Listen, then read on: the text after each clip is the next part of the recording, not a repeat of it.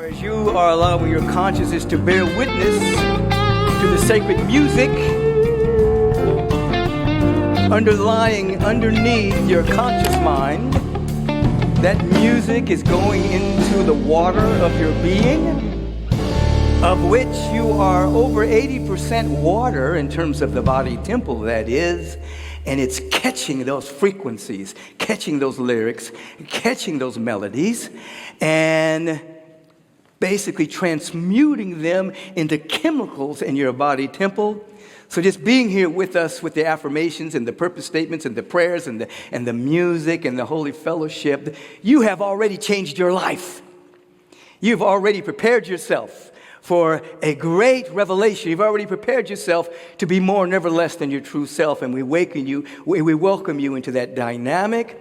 And your soul is applauding you for waking up wherever you are on the planet at this particular time and consciously stepping into a community that is about building mastership, not followership. So that we are about building spiritual masters, individuals that have a deep and abiding spiritual practice of awakening.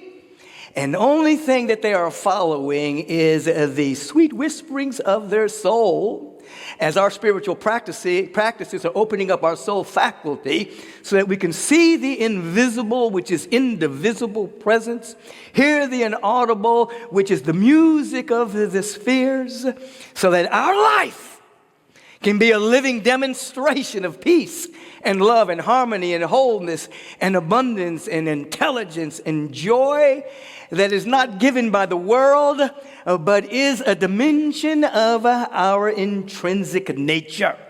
I welcome you into that dynamic. Our theme for the month is Your Ship is Coming In. Oops!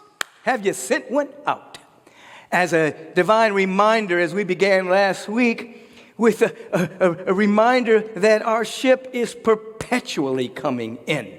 That we understand what BBB means. We are barraged by blessings. That every moment of our life, the Spirit of the living God is always God, as Dr. Holmes states there on page 33 of the Science of Mind and Spirit textbook, that God is always God, that there never is a cosmic famine, that we may stumble, but always there is that eternal voice forever whispering within our ear, that thing which causes the eternal quest, that thing which forever sings and sings. We're barraged by blessings all of the time. So our ship is perpetually coming in, but the question for us is, have we sent a ship out? Have we become a beacon radiating blessings, or are we simply asking for a blessing? But are we asking, can we be a blessing? Thus, preparing ourselves every single day by sending a ship out. As we talked a little bit about last week, that we develop a habit every single week of sending out blessings. It doesn't have to be mega, according to our conscious mind, but on a regular basis, are we sending out blessings? Are we praying for other people? Are we dropping kind notes to other people? Are we doing something that is bringing forth energy from within our own consciousness and sending it out and looking for ways to be blessings on the planet? If so, we're sending ships out on a regular basis. Therefore, if you send a ship out, a ship is coming in. No ship coming in, it's because you haven't sent a ship out. So many people are living from a sense of lack and limitation and separation from the presence of God that they're always seeing themselves as a victim of circumstances and situations, lacking, bereft of anything that would make them happy. So they're always asking for something. But if you shift your consciousness and say, let me be a blessing, let me be generous, let me be an offering, let me be, then you're shifting that crazy amusement park mirror that distorts reality.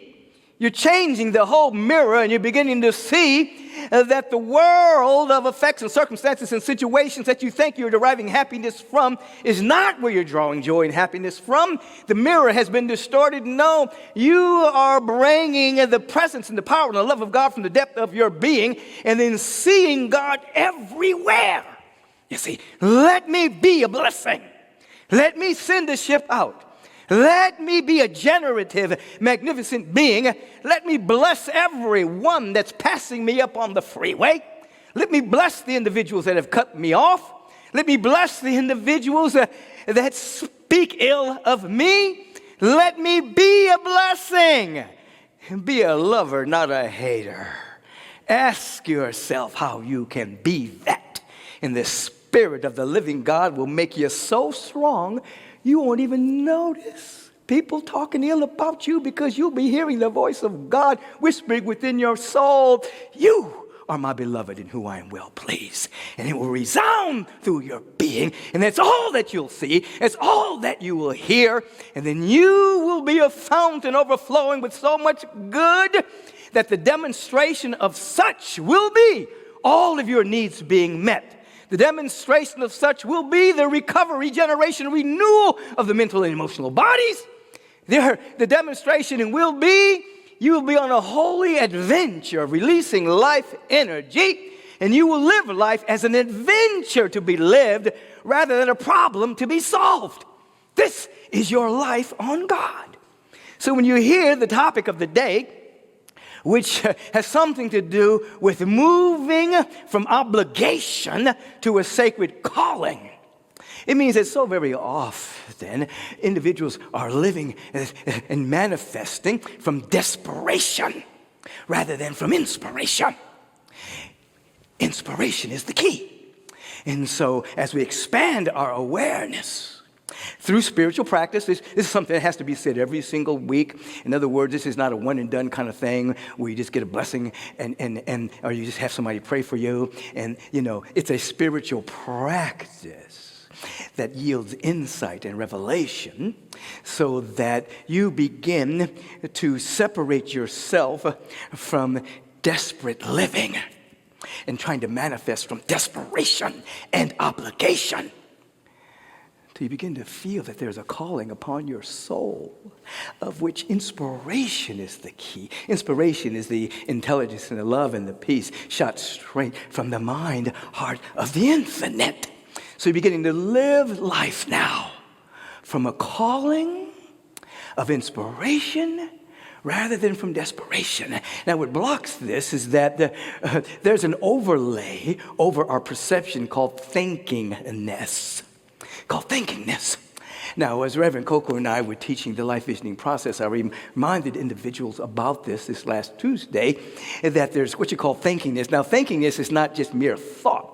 It's a haze, a malaise of perpetual thought that overlies our perception of reality. And that particular thinkingness, we often identify ourselves with that particular thinkingness. And if I say to you in this particular instant, just think, I'm not talking thinkingness, just think right now, all of my needs are met. Think right now, I'm totally healthy. Think right now, whatever amount of money you want to make per year, just think, I'm willing to make that amount of money. I'm willing to multiply that by 5. Now just be in that space. Now, what comes up is thinkingness. The mind will start to think, how am I going to do that? That's impossible. I've never made that much money before. I've never been that much at peace before. I've never felt that all of my needs are met before. Thinkingness will start to overlay the thought. And then what happens is that thinkingness becomes a barrier to new thought. And you end up experiencing thinkingness as your perception, and that reproduces an experience, and that's not where you want to be. And now what happens after that? You start to work really, really, really hard. You're obligated to start to try to do something, to make something happen. And out of desperation, you're going to try to force things into manifestation. No. If you just hang out with the thought without thinking about it, you start to tune in to divine mind, and divine mind is perpetually releasing life energy as divine love, perfect peace, wisdom, transformational knowledge. That's called inspiration. Inspiration is the key. Inspiration is the Word of God moving through you. Now you are preparing yourself for the great revelation, the inspiration, so that you're living life from inspiration. Now in the land of Kemet, otherwise known as Egypt, when the adepts oftentimes were being taught by the elders or by the masters, they would have them repeat after. They would say to the initiates, stay inspired, and then the initiates would say, I am inspired. Stay inspired, I am inspired. Stay inspired, I am inspired. It was a litany, really moving up the vibration so that individuals would be staying inspired by the presence rather than being dealing in thinkingness, worry, doubt, fear, lack, limitation. Oh my God, how am I going to make it? To stay in the frequency of inspiration, which is the key to transformation. It's the key to you becoming more you. And so, as I invited our students on Tuesday, I want you to think about this. Think, not thinkingness. Who would you be and what would you be without your regular complaint? Who and what would you be without your regular worry, without your regular doubt, without your normal fear? Now, if you don't know what they are, just ask your friends. They'll tell you what you normally worry about, what you normally complain about, what you're always fearful about. They know it because you talk about it all the time. It's a part of your conversation. It's largely unconscious. There's nothing wrong with you. Nothing wrong with me. Nothing wrong with all of us. It's just a constant flurry of the conscious mind identifying with the worry, the lack, the limitation, the fear. And it comes out as our normal complaint, our worry, our doubt, our fear. Whatever it is, there's nothing wrong with that except that it's unconscious and it's producing thought forms and perceptions that keep bringing about a certain experience because the body temple, as soon as that complaint or that worry or that doubt and that fear is released, it begins to say, okay, it's time to produce toxic chemicals. That's guess what they want, huh? What do you think? What do you think, heart? What do you think, pancreas? What do you think, spleen? Yeah, well, let's do it. And then it just happens on a regular basis. And then, you know, there used to be a thought, not anymore since epigenetics and mysticism have combined, there used to be a thought there were things called like old age diseases or pains you get when you're old and things like that. Now we know that's not true. It's just chronic thought and belief that has been held so long, along with no exercising of the mind, of the expansion of our awareness, along with no exercising of the body temple, along with no hydration, the living waters of the Spirit, until you do that year after year after year, and you say, oh my God, my back is hurting because I'm old. No, you just have old thought. Old thought, old habits, you see. And so, if you ask yourself, who would I be without the chronic worry, complaint, doubt, and fear? And you open yourself in prayer and meditation to the great reveal, you will see underneath that is the light that lights up every man, every woman, every they, every them, every individual that comes to the planet. There is an intrinsic nature of who and what we are that's untouched by time or thought forms or experience or perception or interpretation of the past. There is something undaunted and untouched by us. Who would we be? What would we be? We would be happiness itself. We would be joy itself. We would be love itself. We would be a divine intelligence itself. That's who we would be if, in truth, we would see ourselves after the revelation of who we are without the chronic thinkingness. Then we would understand what Jesus the Christ meant there in John 38, where he says, I send you forth to reap where you have bestowed no labor. I'm telling you to reap where you haven't done the work. In other words, you know, we're eating from fruits of trees we haven't planted, and we are reaping what has already been given by the Spirit, where we haven't done any work to create the cosmos. Any work to create the solar systems, the galaxies. We haven't done any work to do any of that. And we can go forth and reap with divine receptivity of all that has been given. Oh, some of you have already been watching the photos coming from the James Webb Telescope, which is a greater extension than the Hubble telescope that's been looking at galaxies and solar systems and universes hundreds of millions of light years away. And for the first time, they're showing the dynamic colors and the refraction of galaxies behind the solar systems, expanding, way beyond what we've ever seen before. And if you think about it, I'm talking about real thinking, not mentation. Really contemplate it, you will begin to see that all of that is in you. Contemplate this for a moment. Contemplate a couple of things. All that the external telescope is now seeing is inside of your being. You may think you're merely a body, you're merely a mind, you're merely a set of emotions, you're merely a set of beliefs and perceptions. No, all of that is within you. And so if in fact you begin to dismantle the fears, the doubts, the worries, all of this energy of the cosmos is released through you.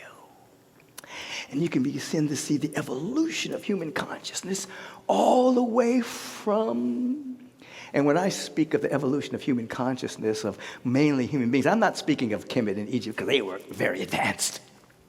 But average individuals actually thought that the earth was the center of the universe.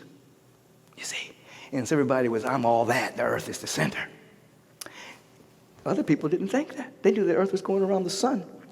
That gives birth to a greater expanded consciousness. Then you realize the sun is going through a solar system, more expansion. That solar system is going through a galaxy, galactic consciousness, more awareness. And that galaxy is going through a multidimensional universe in the cosmos. Now, when you look at all of those particular iterations, you can see the evolution of therapy all the way from humanity is just a sum total of atoms colliding together and accidentally producing matter. And, we're just an emotional body, we're a mental body, we're the sum total of what happened in our family. All of that stuff until finally there's a birth of a spiritual technology, of spiritual therapy, because in the beginning, God, highest form of therapy is a spiritual practitioner. Because they've gone all the way to the beginning. You see, the earth is not the center of the universe. The sun has a solar system, but it's in a galaxy. And, now with all of that awareness, cosmic consciousness is available to everyone. Stop worrying. Stop complaining. Stop living in fear. Start living in an adventure of expanded awareness. Prepare yourself for the great reveal. You know how I've had those things where people gender reveal stuff? Okay, I'm not going to say too much about that. They're blowing up stuff, all kinds of stuff. It's a baby, okay? We're all beyond gender. But the great reveal,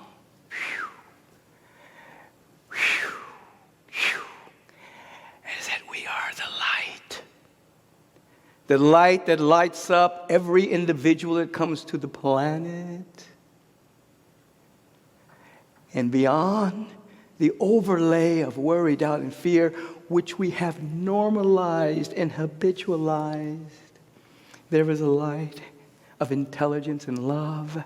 And through our spiritual practice and self-reflection and the inner dive that we take, we bump into the same thing that the James Webb Telescope has seen externally. As the meditative thought indicated today, we use the telescope of our transpection. In other words, this extrospection, outside, introspection, interior, moods, beliefs, thoughts, transpection, beyond. And we begin begin to see that all of that is here. Whew. Who would you be if you woke up every single day and said, oh my God, all of my needs are met? I'm on an adventure to prove it. Who would you be if you said to yourself, oh, my body can heal anything? Let me prove it today. Who would you be if you woke up and say, I'm on an adventure of discovering abundance and joy and love and harmony and peace of mind and soulful satisfaction of one who is at one with God? Who would you be? Oh, like the refracted mirror in an amusement park. That refraction will come together and be a soulful reflection of the presence of God. And the presence of God will see itself in your soul reflecting back as infinite potential. And you'll walk in that dynamic. And the only thing that is afraid right now is your ego. It's shivering right now by this message. Oh, no, don't talk anymore. It's nervous because it's got you under control. It's having you live in the known, your compulsive behaviors, your coping mechanisms. You see, your defense mechanisms that have been useful for your survival up to now. And the ego is saying, no. Don't go beyond that. Oh, come on. I can't help you if you go into the unknown. I can help you if you stay with your compulsive behavior. Smoke that cigarette. Drink that alcohol. Oversex yourself. Overeat. I can help you if you stay within that. Stay within your worry. Stay within your incessant complaining. I can help you right here. But if you go outside of that, I can't help you. Well, I say like Jesus. I send you forth to reap where you have bestowed no labor. I send you forth to receive what has already been given. Eyes haven't seen it. Ears haven't heard it. You see, that which is given to those who love God and live according to their divine purpose. Eyes have not seen, ears have not heard that which Father, Mother, God has in store for those who love God and are receiving the holy purpose of reflecting and revealing the infinite as only they can. In other words, it's beyond the imagination. It's beyond all of that. Ego can't go there. But your life is already there. Your future self, your higher self, your Christ self is waiting for the sacred yes, followed by spiritual practice, stabilization of insights. That which is without, James Webb telescope, that which is without is actually within. That which seems to be above is actually below right here. It's us. It's us. It's us. Is it not written, ye are gods? Take that on. I'm not talking, don't let your ego take it. No. I'm not talking about better than anyone. I'm not talking about being superior or inferior to anyone. I'm not talking about being equal to anyone. I'm talking about your unique expression of the sacred revelation, going forth and reaping where you have not bestowed any labor, receiving the gift of the Spirit, the fruits of things planted that you did not plant, and the total givingness of the Spirit that is perpetual, eternal, even now. The great reveal. So what do we say? What are we saying about that today? You're moving from obligation to a calling. There's a calling upon your soul. Now, when you're in desperation and you're doing things out of desperation, you feel that you have to. It's obligation. And sometimes that seems kind of pejorative. I'm obligated to do that. I don't really want to do what I gotta. When you lift your awareness, inspiration takes over. And everything that you get to do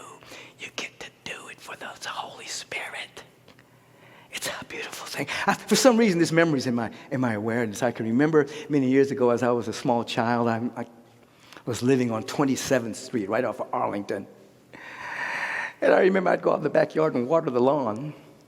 And one day I was watering the lawn, and it was, it was brown. The lawn was brown in the backyard, and I remember, I can't remember how old I was, like 7, 8 years old, and I'm watering the lawn, and I had this thought: I want the grass to be green. The grass suddenly turned green. This little plot turned green. And I dropped the hose and ran in and got my mom. I said, Mom, the grass is green, the grass is green. And she looked at it and said, yes, it is, babe. I said, no, you don't understand. It was brown a few moments ago. You see, everything else is brown all around there. This was brown, but I wanted it to become green, and it became green. And she was saying, yes, Michael, yes, Michael. I'll always remember that I was trying to explain to her that it just went bam, like that. Green, you see. And that little boy is alive in me today. He's here now. I see peace and love and harmony and wholeness. I see beauty and joy everywhere. And no one can convince me otherwise. God is everywhere. Love is everywhere. Peace is everywhere. I am inspired by the Spirit of the living God. I invite you, come in. Woo, the water's fine. The only thing you're going to lose is your limitation and your argument against yourself. Do you realize how much effort it takes to block your blessing? How much effort it takes to prevent God from being God as your life? All of those habits, mental habits that have become ensconced within you is an effort to go against the universal flow. You can release it all now. You can move from obligation, desperation, to inspiration. Find something that inspires you. If you want to look at those great pictures coming from the telescope, look at them. If you want to look at a tree and say, oh my God, the majesty. And then say, whoo, that majesty is in me. If you want to look at a piece of grass or a flower growing through the cement and say, oh my God, such power. All of that power is within you. If you want to look at great art, great choreography, great music, great dance, great architecture, whatever inspires you, a great book, whatever, say, oh my God, I am reaping where I've bestowed no labor. I'm receiving, I'm accepting. It's all in me. It all is me. I'm free. I'm free. I'm free. Let the healing begin so that you become unrecognizable. Unrecognizable to your friends, your acquaintanceships, year after year. And they'll say, aren't you the one that, no. That person died. Rest in peace. I let the dead bury the dead. I'm here. I'm resurrected. I'm shining. I'm glowing. I know who I am. I know whose I am. The great power, the great presence, and the great love is my life. And now with the vicissitudes of man whose breath is in his nostrils, passing laws against women, trying to reverse the clock, as I was saying last week, where same gender-loving beings trying to reverse the clock on their love and on their marriage. We can stand up and say, not on our watch. No. Take your dirty hands off of our bodies, off of our loving. There's no natural law about it. Stop those guys from destroying our rainforest. You can do that. Polluting the ocean. You can do that. But take your hands off our bodies. Off the women's bodies. Take your hands off of our loving. Stop it. But with the clarion call of inspiration, we will live in the answer. I'll end by just giving you, saying this, you know. When you hear the timbre and the frequency and the vibration of Martin Luther King Jr. saying, I've been to the promised land, and you hear him speaking about the possibility of a beloved community, vibrationally, even with the vicissitudes of racism and bigotry, and the vicissitudes of assassination attempts and ultimate assassination, vibrationally, he was there. Even in the midst of the tumult of the time, he was there. He saw it. Let's take on that kind of frequency. Let's see the possibility, because without the vibratory frequency of a vision and the vibratory frequency of that vision, it will not come to pass. So you can be against all the negative stuff that's happening, but you have to be for something. You got to be for a beloved community of love and of peace and of joy, of wisdom and harmony. Who would you be without your fear? You would be the joy, the intelligence, and the love and the beauty. Now you can go and be active, but you're carrying the seed frequency of the beloved community in your word, in your vibration, your frequency, and your action. Let's rise up together. Let's move from mere obligation, desperation. Inspiration is the key. Inspiration is the word of the presence moving through us. Stay inspired. Lift your vibration. Stay inspired. Wherever you are around the globe, when I just say stay inspired, even though I may not be able to audibly hear you because you might be in Australia or Canada or New York or wherever, I just want you to say to yourself, I want you to say, I am inspired. Stay inspired. Stay inspired. Stay inspired. Stay inspired. Stay inspired. I am inspired. Woo!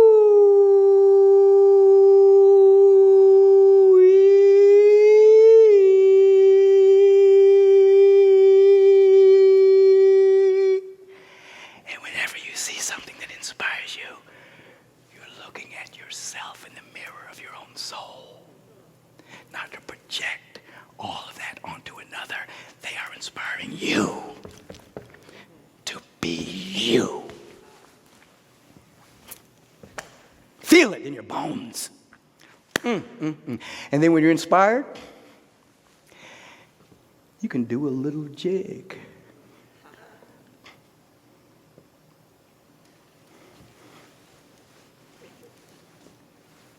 Let's watch somebody. I think we might have somebody jigging it up for us, being a little jiggy. Do we have somebody today? If not, I'll have to do it myself. Oh, we got somebody. All right. Oh, we got a couple.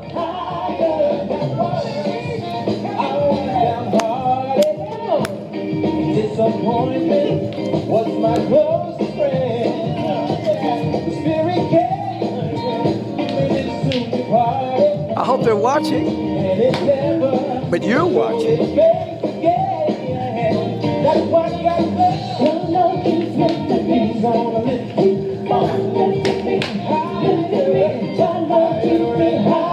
Love is lifting us higher. Lifting into the moment of inspiration.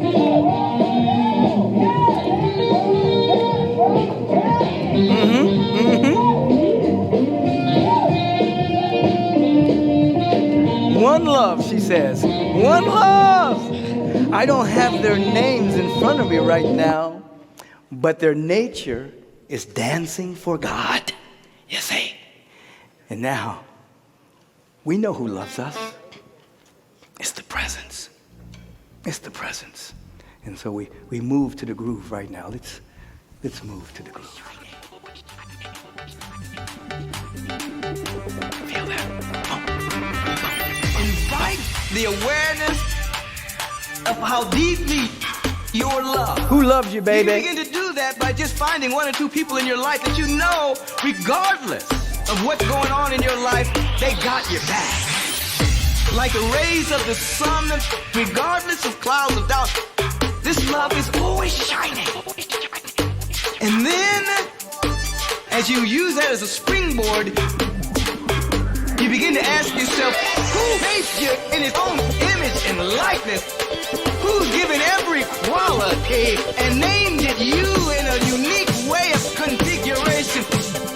Stop trying to fix yourself.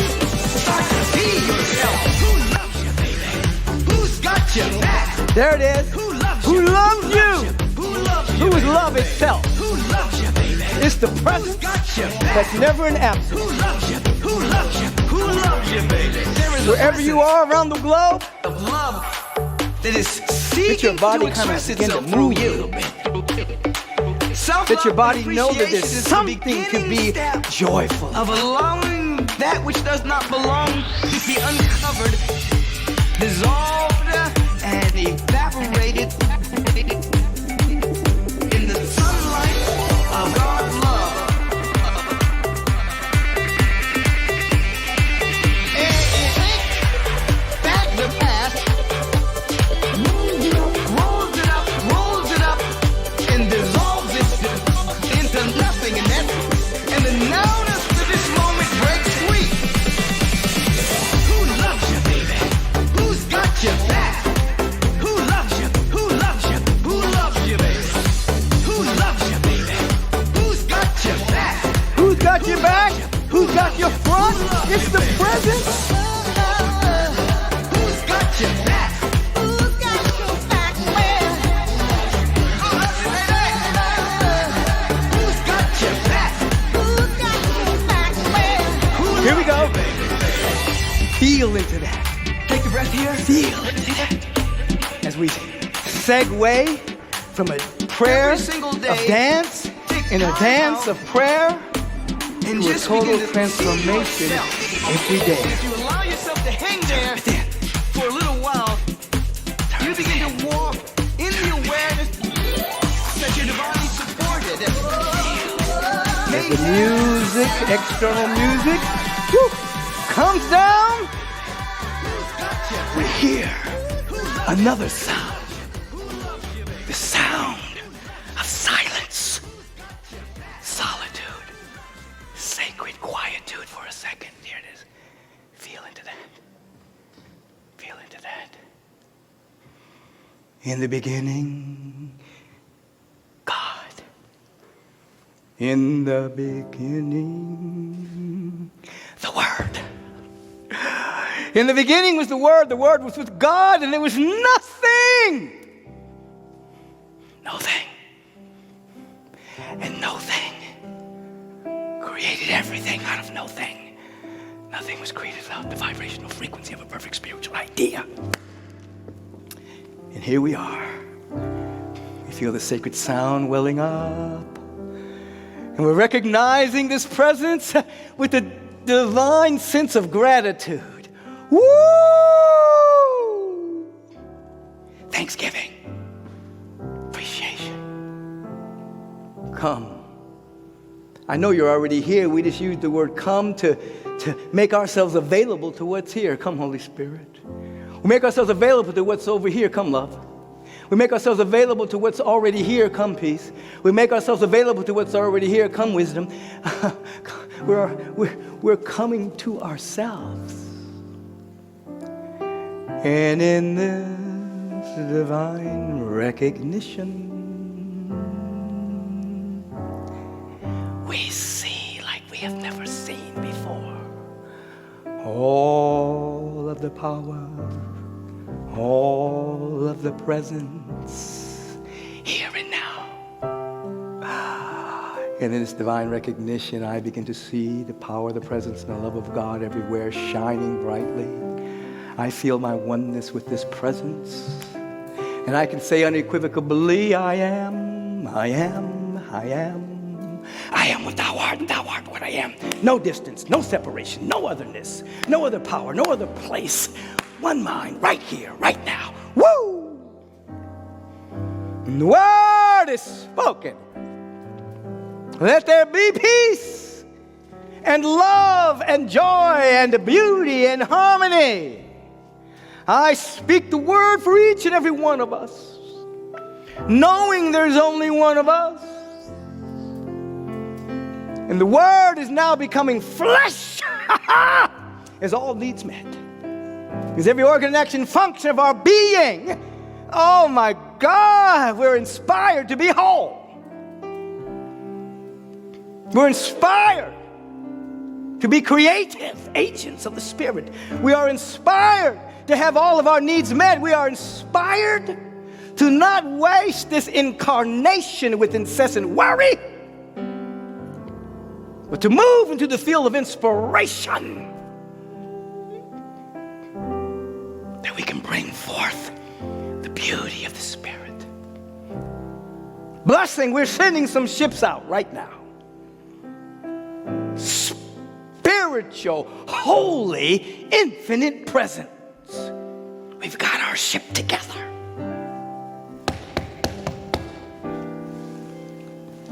Woo! Feel it in your bones. Feel it in your bones. Feel it in your bones, I tell you. I want you to feel it. Feeling is the key. It's a feeling universe. You may be saying one thing, but it don't mean a thing if you ain't got that feeling. Feel it. Feel it. Help them. Help them feel it. Amazing grace, how sweet the sound that saved and set me free. I once was lost, but now I'm found. Was blind, but now I see. 'Twas grace that taught me now to live in love that sets me free. I once was lost, but now I'm found. Was blind, but now I see.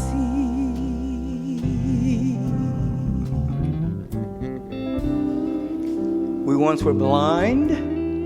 We were seeing through a glass darkly. We were seeing through the thinkingness of worry, doubt, fear, separation, lack, limitation, and scarcity, and reproducing experience based on that perception. We were blind, but now we can see. Our inner eye is open. We see reality as it really is, unobscured by our belief system of lack and separation. And so it is in this consciousness of right seeing that we get to speak the word for each other.